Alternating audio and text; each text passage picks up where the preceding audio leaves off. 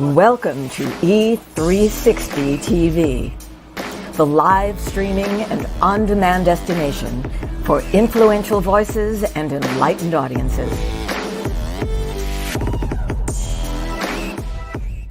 We offer trending, grassroots, and purpose-driven content across a diverse range of interests. E360 TV is more than just watching programs.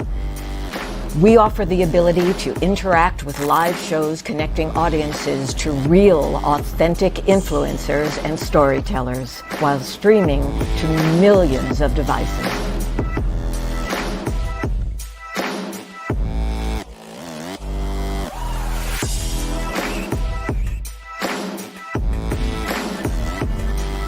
Real experiences. Raw conversations. One destination for it all. E360 TV.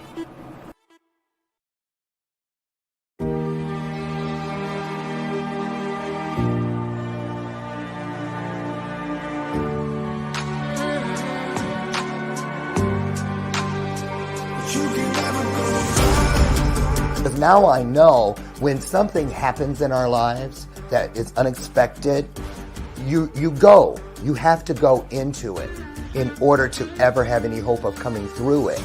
So when you go, guess what? When you come out the other side, you grow.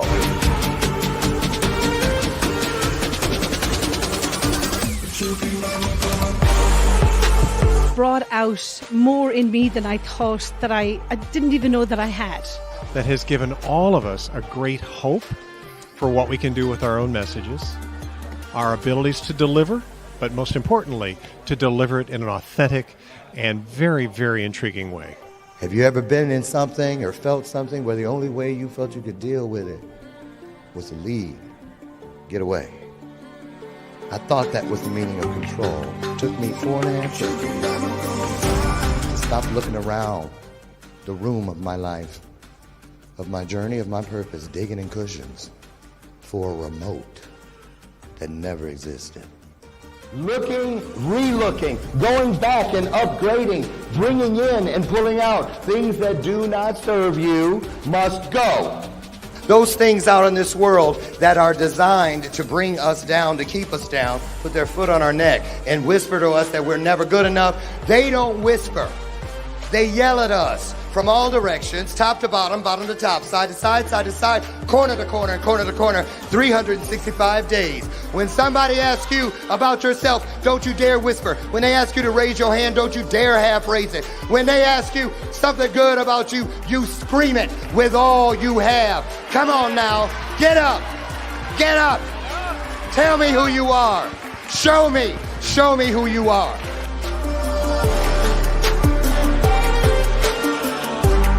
Greatest truth of all, that not everyone has to remain lost.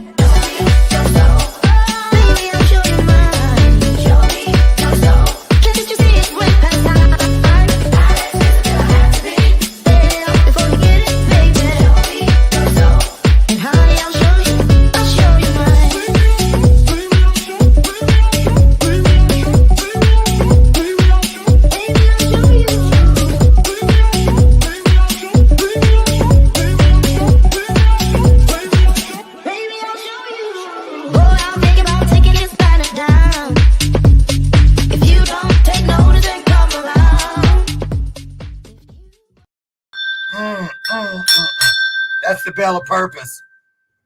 Yep, sure is, and I rang it on purpose. Welcome to today's installment of Bathrobe Moments. I'm your host, Lauren Michaels Harris, and my voice is coming back. My voice is coming back. My voice is coming back. Look, I'm even play singing, so I know it's coming back. Hallelujah! I'm so happy. It's been 5 months. That long COVID. Emphasis on the long, right? But you know what? I don't care. Everything happens for a reason, just like us being here together today, like we are every day, Monday through Friday. Why is it so wonderful? Well, clearly, because together we are fulfilling one of the greatest promises available to man, and that is the one that guarantees us that when two or more of us comes together, we've got that same mindset of service to others, that mindset of keeping it real, illuminated conversations, all those things that make us great and then take us to greater, all those things that make us nice and suddenly take us to nicer. All of those things happen when spiritual magic happens, which is what happens when two or more get together. Can I get an amen? Put it in the chat. Put it in the chat. Good morning to you. It's a great day. Went to the health club already today. You know, I do that early. And got home and, you know, just feeling good today. How are you feeling on a scale of 1 to 10? Put it in. And you know what? Just say good, great, getting there, whatever. I want to know how you're feeling today because it's going to get better. I guarantee you. Listen, I'm excited about today's guest. But before we get into that, we got to, you know, she's under contract. So help me welcome to the show. She's my sidekick. I refer to her as my version of Ed McMahon. She's been here all 6 years. Lucy McGillicuddy-Ricardo's in the house, y'all. We're drinking on, what is that coffee? Hazelnut. Hazelnut cream or something like that. It's just coffee, I tell you. Also today I will be feasting on some good old soggy Raisin Bran.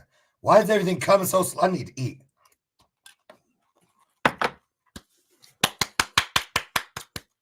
Chewing. And I have my healthy shake. Okay. We're good. Who's here today? On one of my adventures over the summer, while I was in Ohio at an event, I met today's guest. Not only, I might as well stick to the script. Okay. I'm going to read the bio before I start, changing it up. Author, director Brennan Pearl has been busy in the independent entertainment world for the past 15 years, directing 2 successful films and publishing 2 hot novels, which we have here today. That's just a few of the many things and productions he has to his credit. Although a man who has traveled many places, his home is Cincinnati, where I met him, where his career started in the early 2000s. He's still going strong, while in the midst of battling stage 4 brain cancer. Yeah, you heard me. Stage 4 brain cancer. And making another movie is on his list of goals after he finishes writing a new book that he's working on. So, clearly, he's not being stopped. While we bring him in, what should I do, y'all? Well, he's a first timer. Let me be gentle. It's his first time here. So I need all of you. Put some virtual applause. Those are hearts. Put them on the screen. It's our way of virtually applauding. Put those hearts, and we roll out the red carpet because it's his first time here. He might be nervous. Let's welcome to the show, won't you please? Author, director. Here he comes. Brennan Pearl Jr., not to be confused with Senior. Here you come, y'all.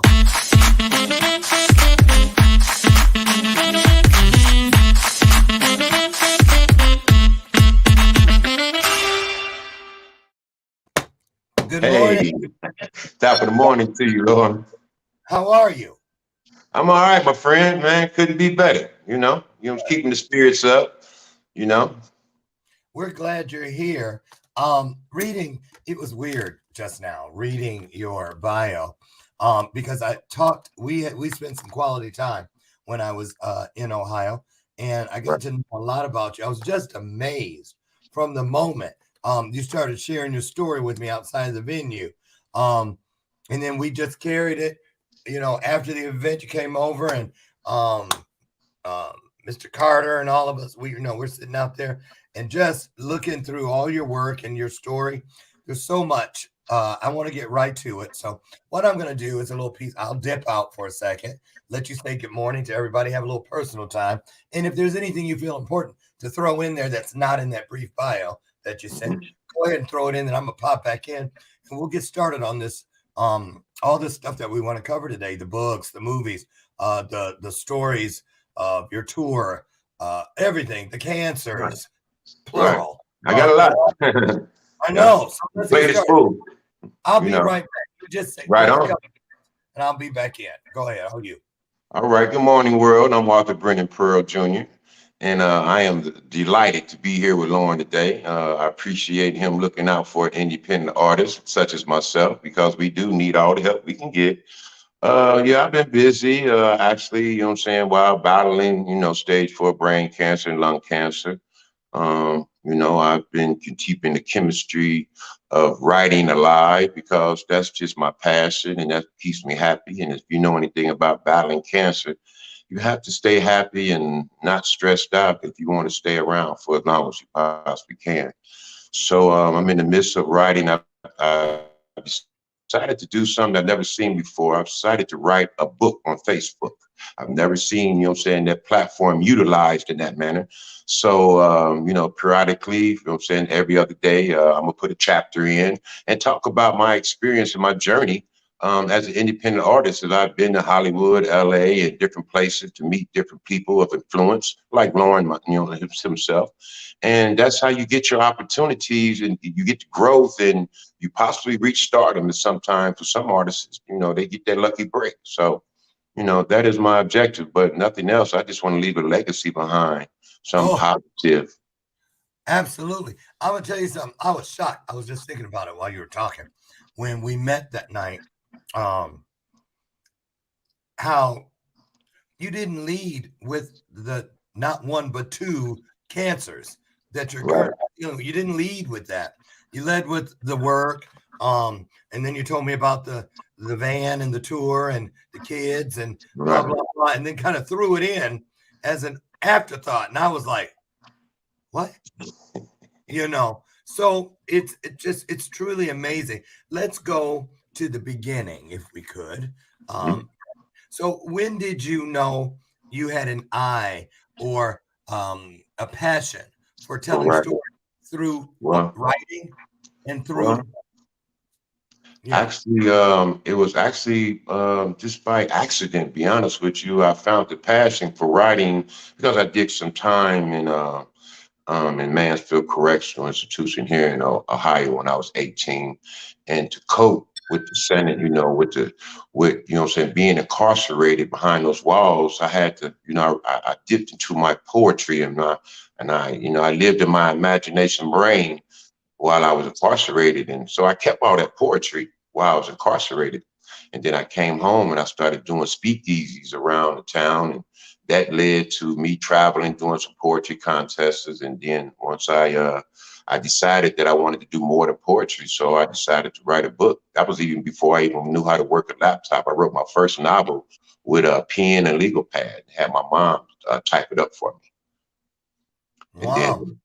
And then from there, I traveled a lot, just telling people, that's the joy of being an independent artist. If you love what you do, it's just telling people about something that you've accomplished.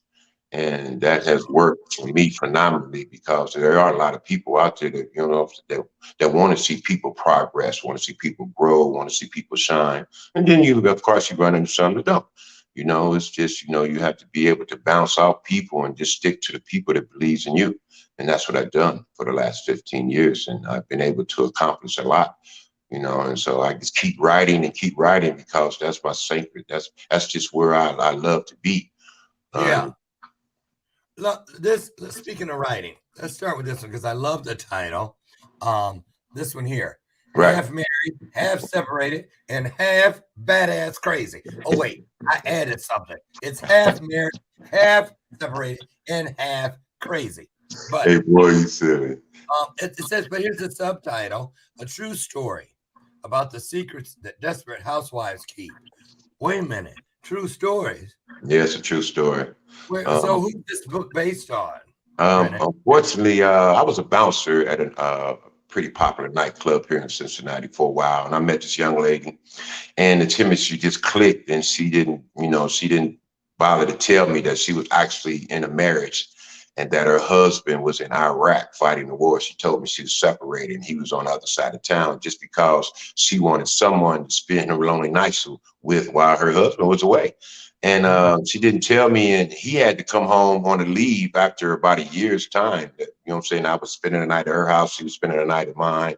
And we were contemplating about, you know what I'm saying, spending the future together. And she created a situation where she couldn't tell the truth, you know, because she fell in love, and I fell in love as well. And, you know, and so she wasn't willing to deal with the consequences for her actions. And so it blew up into a mess because her husband came home and had to tell the truth. And at that point in time, you know, it was really a complicated, you know what I'm saying, chaotic story. And so I didn't plan to write about it. What happened was that I thought it was so unique. So I wrote the first day that, you know, I found out on a calendar that I had on my desk that I was writing on. And Yeah. every day, you know what I'm saying, something unique happened and she didn't want to let go. And he was following her to my house. She was hanging. It was just nonsense to the point where I just literally had to go get a restraining order put out on both of them. You know what I'm saying? So I can kind of move on with my life. And that didn't work. So I eventually I moved to Seattle to get away from both of them. And you know, just kind of, I had to move, clear on the other side of the world. Look, I wish I'd have popped some Orville Rettenbacher instead of this soggy ass raisin brand. Because man, that was like I was already at the movies. I was like, oh my goodness. So that was how it started. But where did you get all the other stories of these other desperate housewives? You didn't sleep with all of them, did you? Well, no, actually, I was, you know, I was a pretty popular model back in the days, and you know, I wasn't looking for a relationship. A relationship just found me. I was content with being single and just, you know, and just exploring, you know what I'm saying, you know, and enjoying, you know what I'm saying, the comforts of, you know what I'm saying, female companionship. You know, I wasn't looking for a commitment. You know, I was gonna let God do that for me. And Right. you know, and so but she was kind of territorial. So, you know, even though she was telling a lie, you know what I'm saying, she didn't want me dealing with any other women. So, you know, she had that commitment. She couldn't tell the truth because if she would have told the truth, then that means we would always remain single. We would have never been connected. And So you're saying that some of these stories came from women who had told you their stories, confided in you back yeah, in the day yeah, when you were a model. And of course, right, they were like, well, what are you doing for the day? Because I got to get back to my married life tomorrow. right, right. Yeah. Man, Okay. you'd be surprised how many people are living double lives out here. I mean, are just Well, loving you for a purpose. You know, their intentions are they're not always good for you, man. You know, I mean, you know what I'm saying? You know, it's some of these relationships are real superficial, man. You just got to be careful who you pick. But you Now, can sometimes you can't pick your heart. What your heart chooses, your heart chooses. exactly. Now, this book that I'm about to introduce is completely different. And I Yeah, mean, this book has a small font and it is thick. yeah, This is over yeah, 350 pages. yeah. So Fair Oh, Exchange is the name. It yeah. says, and I'm reading off the back flap, so don't be impressed with my. It says is a fictional story of how three All-American football stars at Woodward High compromise their hopes to be in the NFL for the fast cash that the dope game offered. Take a ride on Fair Exchange and see how their lives went from promising NFL careers to a life of crime and murder. Yeah. Yeah, actually, that's a very special story, and really, what happened was that I was writing that novel first, and Oh, then I had got into a car accident, and so I was living off my Aflac insurance, and until the lawsuit was settled because I got hit from behind from a driver on a hit and run driver. And so it allowed me time to write. And so I was writing Fair Exchange first. And what gave me the idea for that was, it's a project here in Cincinnati called Winter Terrace. And I decided to, just kind of a little poverty stricken. And I heard about so, that. Ain't that don't, if you anywhere near there, turn around and run. Yeah. It's not a place, you want to go and, and BS in, you got business up there, you better go take care of it and come on back out of there. Probably better try to do it in the daytime rather than at night, And so these don't go there. I'm telling people, don't go there tourists, sightseeing. No, don't do that. That's definitely not sightseeing. Might be the last sight you see. Yeah, there's some things you might not want to see in that community right there. There's other places in Cincinnati to go besides there. That would be my advice. So but sometimes some of us like a thrill. Right. Let me ask you this. This is a chicken or the egg kind of question. What came first for you? The writing of novels or the writing of screenplays? The novels. The novels came first. Actually, and it was just a challenge. Everything I've done is self-taught. I didn't go to school to do any of that. Actually, I went to school after I had made my movie, and I went to the Art Institute of San Francisco. And it was really strange is that, I was on tour, with a family member out there in San Francisco. And I was trying to go to school and do tour with him at the same time, and trying to read my textbooks on a tour bus, and it just didn't work out. But what happened was that I was promoting my movie on tour while he was promoting his music. I had already wrote a movie and made a movie before I even went to college to even see what movie making was all about.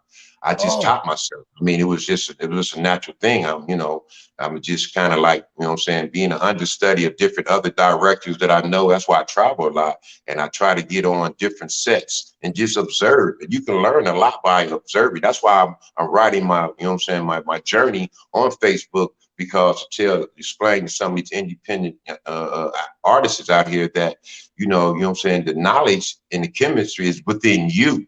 So subconsciously, you just have to bring it out to your conscious mind, because you've seen a lot. You just don't know that you've seen it, and you don't know what you've seen. Exactly. Until you get into the realm of the business, and then you realize, like, man, that's familiar. It's familiar because you've seen it before, but now, you're actually utilizing what you've seen. Hey, let's talk about this, because I want to show, I'm itching to show everybody.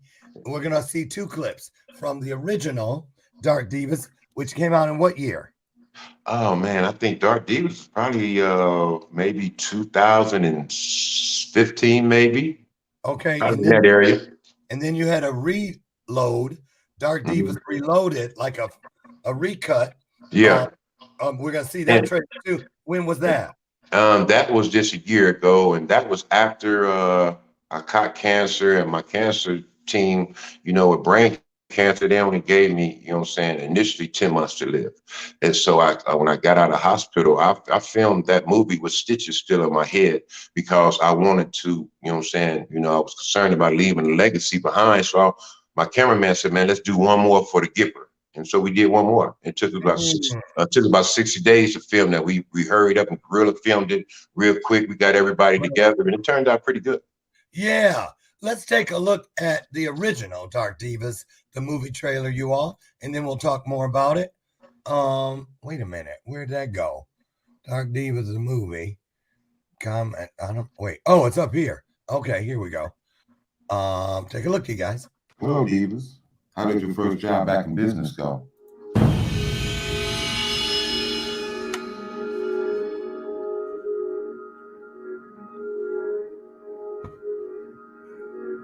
You should be excited after all the time you spent in Slammer. It cost me a lot of money to keep you girls from spending 10 years of your life behind bars.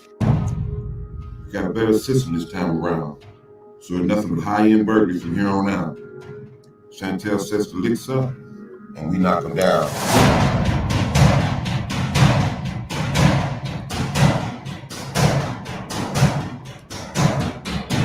How much you gonna give us for all this, then?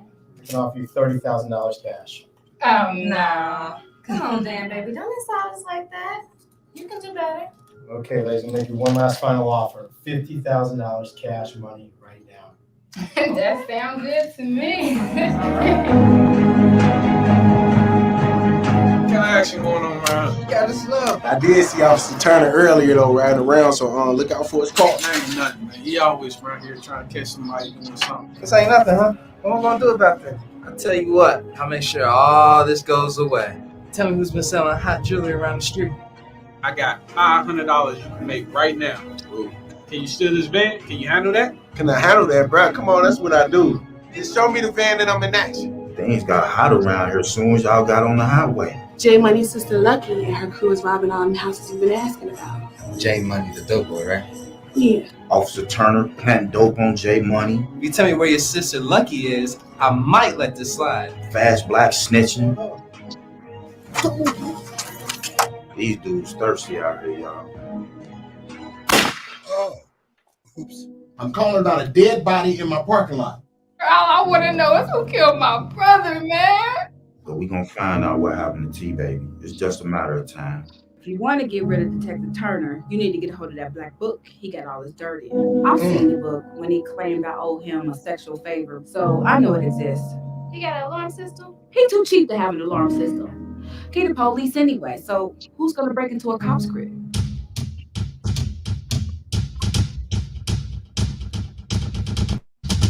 We do. But it seemed like.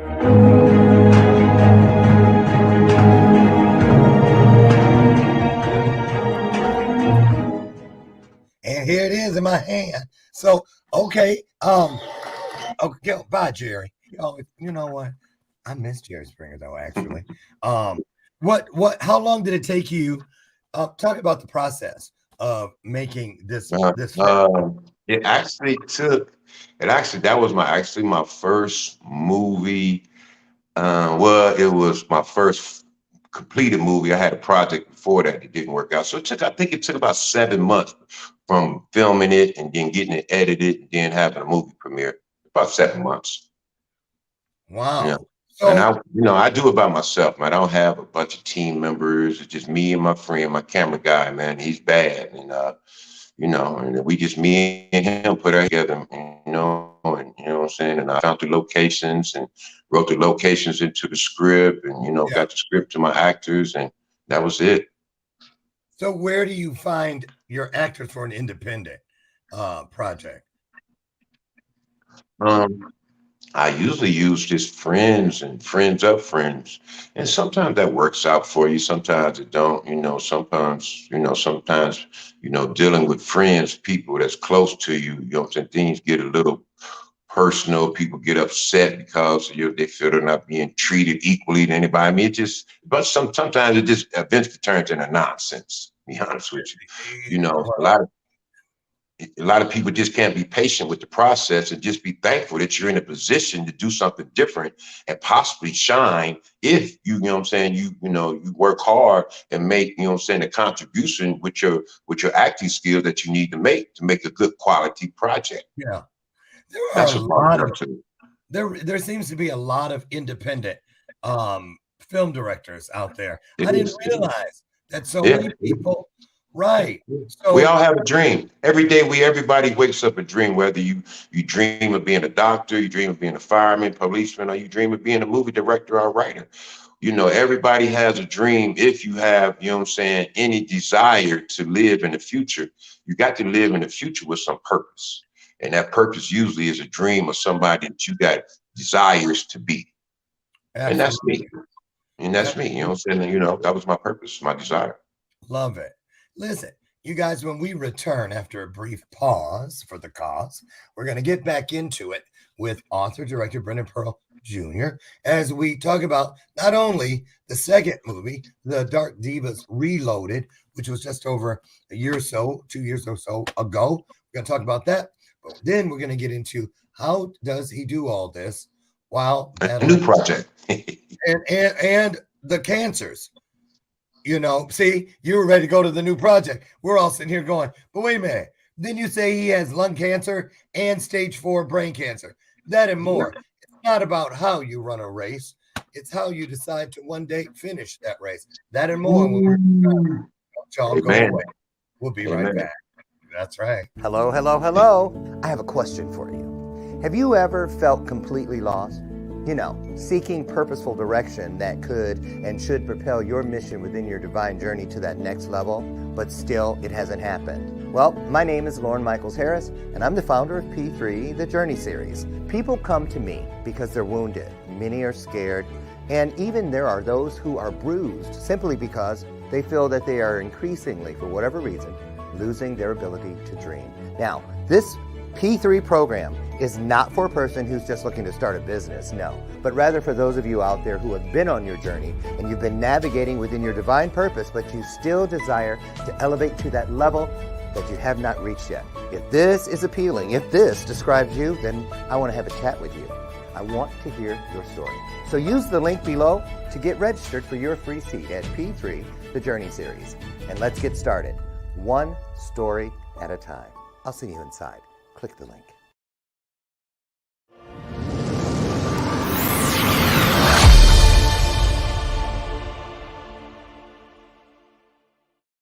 Welcome back to today's installment of Bathrobe Moments. I'm your host, Lauren Michaels Harris. And before we bring back in the incredible author / director, Brennan Pearl Jr., I want to tell you about one of my greatest accomplishments over the last couple of years. And that was making a small change that created a pretty big shift in my life. And it's the truth. I got rid of the Diet Coke. I was drinking 2, 3, 4, sometimes upwards of 5 a day. And I decided I needed something better as I'm getting older. So I took out the Diet Coke. Sorry, Diet Coke, but I replaced it with something even better for me. Personal choice. V8. I love it. 60 calories in every one of these little babies. 2.5 servings of vegetables. All of it 100% from concentrate. Easy peasy to find. Head down the juice aisle at your local grocer. You'll find it. I guarantee it. In my store, they have it right next to the Kool-Aid boxes. Go figure. Try it. You just might like it. Don't wait until it's too late and you have to say, oh, shoot, I could have had a V8. Just do it. You'll be glad you did. Tell them, Lauren. Welcome back. Hey, I'm here. Yeah. Give me some of that V8, man. Give me that V8. So good. And I got cases of it, because I got to drink it every day. It's so good. I'm not kidding. So good. Listen, let's talk about let's watch the clip for the reloaded version, because you mentioned as you say, you caught your cancer. Sounded like grandmama. That boy done went and caught it. Right. So it caught me. How about that? Okay. Now, which came first? Here's another one. This is our second chicken or the egg question today. Which showed up first, the lung or the brain cancer? It traveled from my lung to my brain. Okay. Yeah. Actually, for those who don't know, my doctor told me brain cancer never starts in your brain. It always starts somewhere else. Oh, I know what that is. Every time somebody calls him, every time your phone ring, you get booted, don't you? That's what it is, man. They blowing my phone. Today's my birthday, man. Today's my birthday. Oh yeah. Happy birthday. Can we ask? 58. 58. Yes, sir. Just a kid to us 60-year-olds. Well, you were still pretty much potty training when I started kindergarten. Hey. 3. Hopefully you were on. Okay. I'll take it. So you're 58 years old today. Yes, sir. Okay. So let's go back to the day that you received the news. Now, you said the brain cancer is stage 4. So it progressed to that, or when you found out, where was it? It was actually about to start hemorrhaging in my brain. So they had to do an emergency operation. And what happened was that I used to work in a moving syndicate, for, iLive, Mayflower. I used to move elite people's furniture, their houses that were moving from Ohio to California, stuff like that. Okay. And I was having headaches here in Cincinnati, and I thought it was science. So I moved to Vegas. I connected with a friend of mine who wanted to do some movies in Vegas. And so I went out to Vegas just to get to the warm climate. And that was at the time that COVID-19 hit Vegas and they shut Vegas down. So while I was in Vegas, I was a limo driver. So I drove the stars around to their shows and stuff like that. And so I was one of the last businesses to stop, you know what I'm saying, and cease because Vegas had closed down. So I just flew back home. Yeah. And I left my tour van and my clothes and belongings here in Vegas, there in Vegas, because I planned on, didn't no one know how long this COVID-19 was gonna last. So I planned on going back out there to resume my life. So when I seen that it was serious, and Trump, that 1 month that Trump opened it back up, you know, so after 90 days when they started complaining about Vegas being closed, I flew out there and got my van. And when I drove it back, you know what I'm saying, my cancer started acting up. And, you know, I was losing vision in my left eye. And as I was driving through Oklahoma, and so, you know, when you're doing on Highway 66, you know, it's only a 2-lane. You can one traffic go one way and the other traffic go the other way. And I couldn't gauge how close I was getting to the semis because my cancer was erupting. I didn't know it. So when I got back to Cincinnati, I had a migraine headache. And so the lady friend I was staying with, she took me to the emergency room that morning. And then that's when they found that it did an MRI and found that the cancer was about ready to start bleeding in my brain. And they had to do an emergency operation. So they took the cancer out, opened my skull up, took the cancer out within like 30 hours. You know, I had to first get all the food out my system before they can, you know what I'm saying, put whatever sedatives or whatever they needed to put me under. And then they got it out. And then, you know what I'm saying, you know, the doctor told me that brain cancer usually doesn't start, you know what I'm saying, it doesn't start in your brain. So he said, I'm going to do some other x-rays because I'm afraid it's somewhere else in your body. So they did other x-ray, did the CAT scan, they found it in my lungs. What stage and, was that? That was up stage 4. You know, when they're in 2 places at one time. Stage 4. Yeah. And this was how long ago? This was them going on 2 years now. So this was 2000, and this was 2020. Yeah. So I'm gonna just put it out there because I was a victim of it. I did it when you told me that, and I'm sitting there in my mind. I'm going. So they told you 2 years ago that you had 2 forms of stage 4 cancer, and you look healthier than I do. I'm looking at you up and down, and I'm like, he knows something.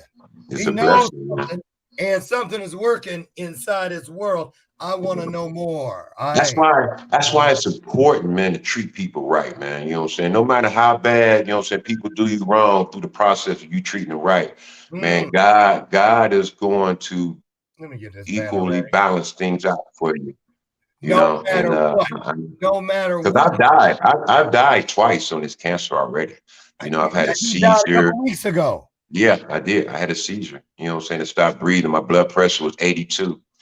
Yeah, and they did CPR on me. My brother did CPR on me on the porch, and they got the paramedics to me, and they, you know, now I take seizure medication. See, and you know, so the next time, whomever. The next time you want to complain about gas prices, you know, the next time you want to get mad because, you know, chicken wings it's so expensive, and they are too. Crazy, boy. Think about it. Think about what you have. Anyway, y'all already know. So let's talk about this. Let's talk about your faith. Right. Let's talk about your faith. What, Brennan, was the first thing that you did? The first neighborhood you had to walk through inside your spiritual world? Was it anger at what is greater than you? What in the world? How the hell you gonna give me? I ain't gonna lie to you, man. When someone tells you that you have an expiration date out of the sudden, out of the clear blue sky, it affected me emotionally, man. I got down on myself, and I ain't gonna lie to you. I cried like a baby for a minute there, but then I had to pick myself up because the battle got to make you stronger, man. You know what I'm saying? You know, and you need, you know, if nothing else, but just, you know, that positive, you know, outlook on things, you know what I'm saying, to make you stronger, man. You know what I'm saying? Because that chemo is going to take you down. That chemo kept me in the hospital for a whole month with 103 temperature. The doctor didn't even know what was wrong. That poison is vicious, but it takes that poison, you know what I'm saying, to really put that cancer in check, you know? And, you know, fortunately, I had doctors that really, you know, was really concerned about, you know what I'm saying, my cancer, because I ended up with a cancer that only 2% of the people in the world has developed. So they did an experiment. So I was basically an experimental patient as well. That was one of the things about your story that stood out, that your cancer is so rare that Yeah. you ended up getting extra help because Yeah. they wanted to study it. Yeah, they wanted to study it. Yeah. See, I told y'all, God does not make mistakes. He just keeps this shit interesting. He's kept it interesting in my life. Yeah, it's been very interesting in my life. I'm looking, yeah, I should have booked you for 2. We have to get you back. Let's look at the Dark Divas Reloaded trailer. And then when we come back, I want to talk about that van. Hey, my baby, my blue baby. Yeah, and talk about the work you do through that van. It's going to knock y'all socks off. You'll see. Watch. Let's take a look real quick, though, at Dark Divas Reloaded trailer, which was about 2 years ago, the reshoot of the movie we saw earlier. Here we go. Take a look, you guys. You guys know how this business is getting. And you guys have not lost your position in this organization. Y'all understand shit happens. You guys' expertise are not easy to come by. Yeah, well, we damn sure ready. Grind till I can grind no more. I'ma shine until I blind your glue. This is the map for the art house tonight. 15 minutes tops, in and out. They want him eliminated out the family. So I told him for a special price, we'll make sure that happens. Consider it done.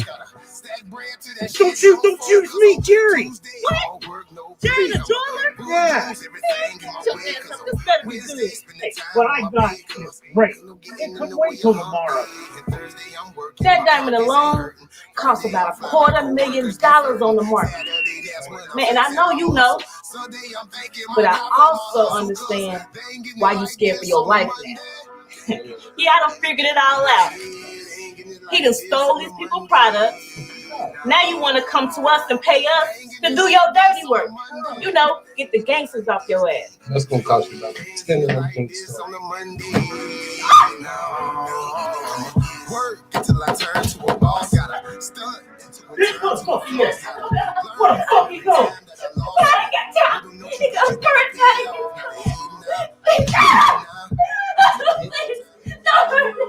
Smoking out the bag. It ain't about Will Jack no more. It's about my sister. It's about someone coming into my sister's house and slapping her across the face to something that she had nothing to do with. If I hit a lady, call that shit a grab bag. It's Cincinnati. It's our city. And don't nothing move unless we make it move.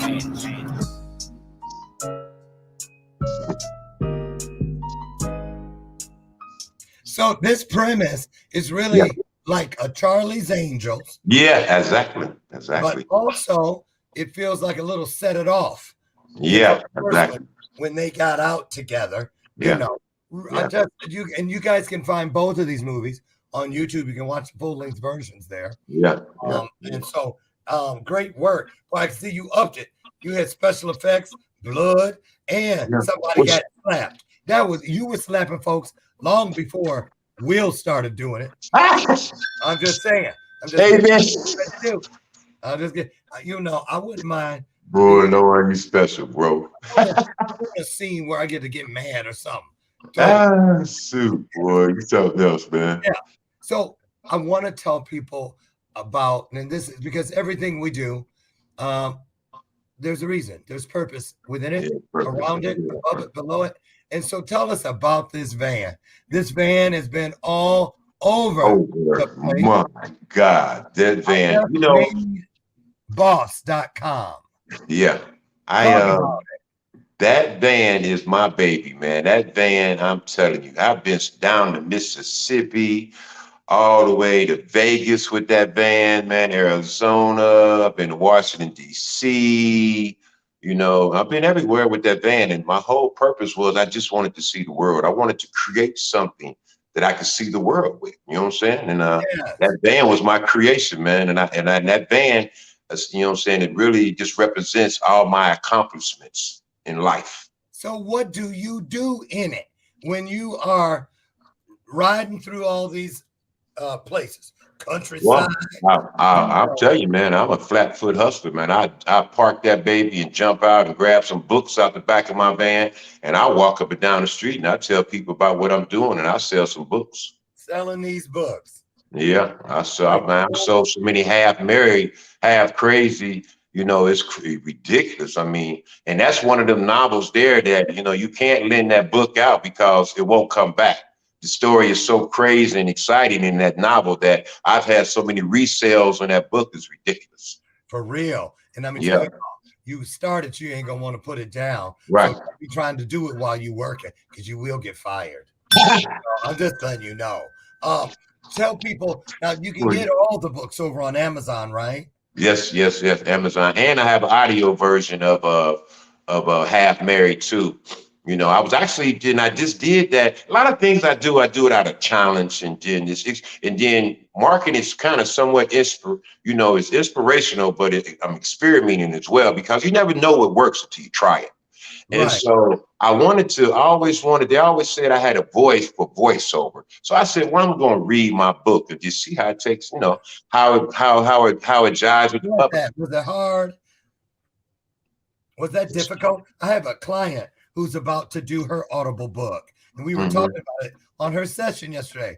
And I was like, Amy, man, do you think it's going to be difficult? How was the experience for you? The experience is very, very, very tense, because you're focusing on not making mistakes. Because if you make a mistake, if you fumble just a little bit, you got to cut and start all over again. And you probably have to go back. And it's really, you have to find, you know what I'm saying, someone that's really good, you know what I'm saying, at editing in the studio, you know what I'm saying, to bring your voice levels up and down so they're even all the way across, because, you know what I'm saying, your story takes you up, down. And if you know what I'm saying, if you mispronounce a word or you don't say it clearly, you know what I'm saying, you have to redo that. You've got to redo that. You got to do that through the whole 200 and some pages. Right. And when you're the author, you of all people have to go. You might be a woman in one line, then you're a man. Yeah. You got up, down, keep. That's a lot of work. Wow. It is a lot of work. That's why I haven't gotten a studio to do fair exchange yet. I want to, because that's an accomplishment that I want. But that book is 400 pages. I was gonna say. That's a job. It's going to take me a minute to do it. Now, let me ask you something. What made you think, you know, because, you know, a lot of people, even myself, I'm guilty of my book. Look. Right. Hey, it's an accomplishment, man. And I did it with my coach. This was when I first got started 7 years ago. So really half of it. And I was like, oh, I'm so glad that's done. I'm tired. Shit. Right now. And then I look at this. I'm like, well, no wonder I ain't wrote nothing since. Talk about the process. Well, actually, you know, it actually determines on, you know, what type of writer you are. You know what I'm saying? Some of us are visionaries. You know, some of us are long-winded. I'm a long-winded visionary writer. So I don't know when to stop the pencil. You know what I'm saying? I don't know when to stop. And so I actually just go on and have Rona, and then I give my editor, she's the one that has the work cut out for her, because she has to chop up paragraphs, you know what I'm saying? She has to stop the run-on sentences, you know what I'm saying, all that type of things. I just put it out on my laptop and go blah, you know what I'm saying, each chapter. And it turns out to be, you know, a very long process. So I'm enjoying it because I'm doing that on Facebook. This time I'm editing my own stuff, because, you know, actually Facebook kind of edits your stuff for you, you know, but I'm, you know what I'm saying, I'm enjoying the process of doing chapters on Facebook, telling, you know what I'm saying, this marketing story to help, you know what I'm saying, some of these independent artists with my journey. And, you know what I'm saying, hopefully they'll make the same mistakes that I made along the process. Let me You ask know, you one question. and then we're going to take it off of Facebook and then put it into a novel. So it'll be on Amazon eventually. Before you know it. Yeah. I want you to talk to the audience if you could. We got about 5 minutes left. Yeah. We need to be out of here within 5 minutes. Uh-huh. So I want to give you this time. I'm gonna dip out again. And I want you to just look at the camera and talk to anyone out there now or on the replay later about not putting things off as if we have ever. You know where we're going, because you know that changed things up for you. So you get to be an authority. You can't procrastinate, man. Right. So I'm gonna jump out, come in when it's close to us rapping. So this is like your Jerry Springer. See, he came in for get my Jerry Springer moment. Your final thought. Yeah. So go hey. And I got a feeling someone here is here specifically for what you're about to say. So if that is you or could be you, you are within a sacred space. Listen up, lean in, and get these nuggets. They have your DNA all over. Drop a few jewels. Actually, you know, first thing I would just want to speak on is the fact that if you're really genuinely serious, you know, about, you know what I'm saying, a dream that you're chasing, you can't be a procrastinator because one doesn't complement the other. You know, you have to be a go-getter. You know what I'm saying? You can't be afraid of failure. You know what I'm saying? You have to, you know what I'm saying? You have to minimize and limit the people that's around you that doesn't give you the energy you need, you know what I'm saying, to motivate you. That's your gasoline. So, you know, and once you get all these things intact, you know what I'm saying, then you get out there because you're going to need, you know what I'm saying, that third eye, as we call it, you know what I'm saying, to guide you and navigate you through certain situations and scenarios as you deal with other people in the entertainment business, because this is a very cutthroat business. You know, there's people out here that will take advantage of you. You know what I'm saying? Because you're naive. You know what I'm saying? They recognize me. They're like a bloodhound. They sniff people, you know what I'm saying, who are rather naive. And, you know what I'm saying, naive people are usually the ones that are most open and freely to trust somebody. Them are the people that get took advantage first. Them are the valuable lessons that you learn in the beginning. You know, then, you know what I'm saying, you know, after you've learned those lessons, you know what I'm saying, your formats gets a little stronger and you know how to go at the world and pursue your dreams vigorously, you know what I'm saying, you know, without anybody getting in the way. That's the best advice I can give you. You know, don't be afraid. Brennan, while you were talking again, I was just sitting here thinking back to where we were standing out in front of the venue. Remember, they were doing interviews. Yeah. Up against the building at the table. Yeah. Yeah. And I just still sit here and go back on and revisit those moments. And I'm just keeping it real with you. In my mind, I was like, good Lord, how does this guy do it? You just sit there and you talk about it like it is not anything to worry about, that it's not any type of a burden. And it's got to be an anointing. It's just amazing. Tell people. You got to believe in yourself. First thing you just, huh? No, I'm listening. Would you say, well, here's the key is you have to have patience, man. Patience is really a virtue. It's not a cliche. It's really a virtue because when you're dealing with, you know what I'm saying, people that, you know what I'm saying, that are in these professional, you know what I'm saying, situations to help you, you know what I'm saying, you're not the only, you know what I'm saying, artist in the world who's requesting their help. You know what I'm saying? And the worst thing you can be is impatient, because if they can't get to you in a timely fashion, you know what I'm saying, we sometimes lose, you know, our interest and move on. And usually, you know what I'm saying, when you're dealing with someone of a status quo that, you know what I'm saying, you're trying to be a partner in partnership with, if they see that you know what I'm saying, you just give up so easily, they're going to leave you alone. They're not going to touch you. That's right. They're going to move on.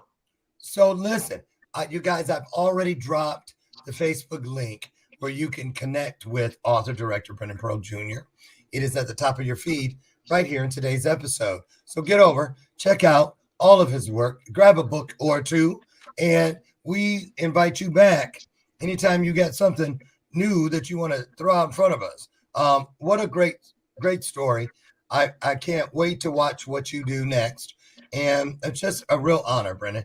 It really is. I'm so grateful. I can't wait. I can't wait to get you involved in another movie, man. You know what I'm saying? You know, let's do it together. Let's do something. I got a script. Hey, look, I got a script already written, ready to go right here. With my name on it. Yeah, with your name on it. You know what I'm saying? Yeah. Yeah, that's right. I'm ready. That's how I got the other one. Y'all heard it. Who else wants to be in a movie? Put it in the That's right.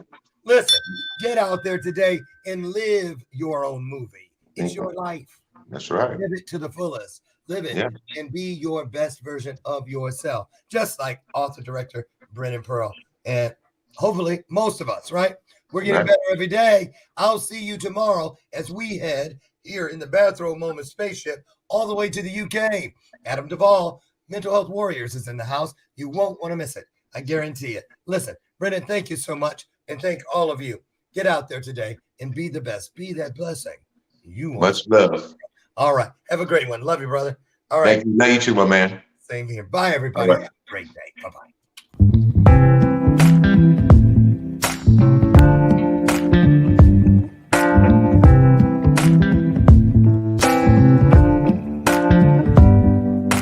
Show me your soul.